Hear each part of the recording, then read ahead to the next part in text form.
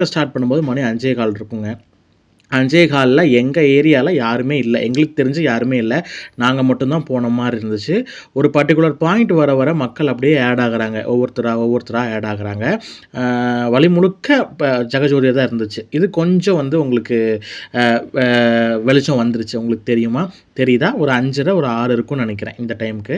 அ தெரியுதா? ஒவ்வொரு மக்களா அப்படியே வந்து இதாகுறாங்க.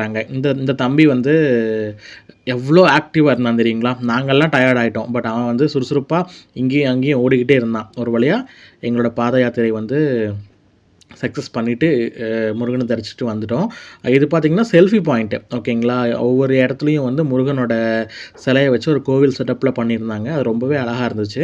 நெறைய பேர் அங்க ஃபோட்டோ எடுக்கிறது, பார்க்கறது அந்த மாரி இதெல்லாம் பண்ணிட்டுருந்தாங்க. ஸோ, அ இது வந்து எங்க சொன்னேன் இல்லையா, எங்க அத்தை வீட்ல எங்க அண்ணா, அண்ணி அப்புறம் அந்த அவங்க அந்த புள்ள வந்து எல்லாமே வந்து ஒரு ரிலேஷன்ஸ் எல்லாம் இருந்தாங்க.